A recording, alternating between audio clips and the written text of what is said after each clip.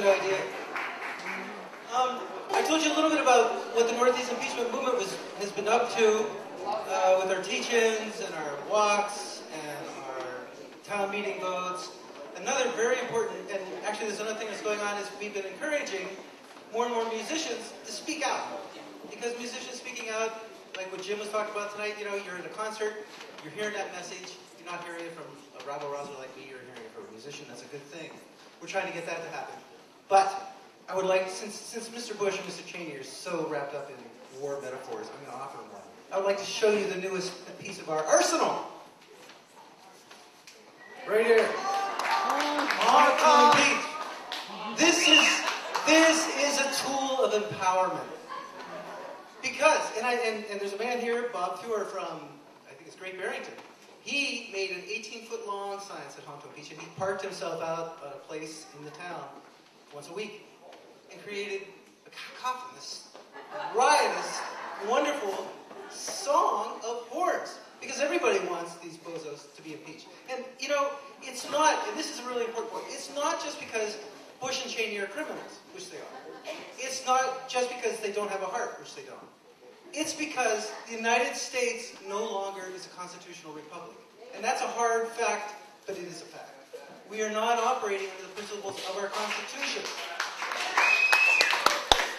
So we need to make impeachment happen, even if it's on the last day of this office. Because this is about Hillary Clinton, God forbid, as much as it's about George Bush. We don't want any president to be above the law. We don't want any president to take us to war. So this is where you come in. We have 3 of these lovely signs. And any one of you who pledges to go to a public place with this sign for at least an hour, once a week for a month, it's yours free, baby.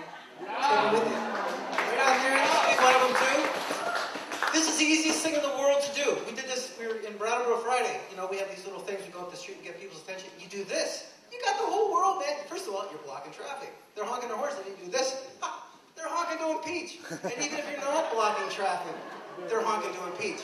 And you know, 5 people walking down the street, you feel a little meek. 5 people with these signs and 1 million cars honking, you feel great. I'm telling you, this is a people's movement. And we have been thwarted by government, we've been thwarted by the media, we've been seriously thwarted by John Oliver, among others, in Congress. Your job, he didn't realize this, but you do have a job tonight. Your job, besides grabbing one of these signs or making your own and starting to put it out there in the public, is to talk to Mr. Oliver. Because he talks to people like me all the time. And he thinks people like me are to be ignored. He thinks we're a special interest. He doesn't understand that half the country is interested in constitutional law. It's up to you, my friends. Contact Mr. Oliver. Let him know you will not give another dime to him or another Democrat, or even vote for him or another Democrat, until they take the Constitution seriously. Just the thought that the power is with us, and we're not exercising it. So let's exercise that power. Okay, these guys stand up here, wondering how long I'm going to speak. Long enough. We've just had a little exploration of the Mediterranean. Now we're going to cruise over to the Caribbean and South America and get a whole melange of sounds of some really great things. Viva Quetzal, ladies and gentlemen.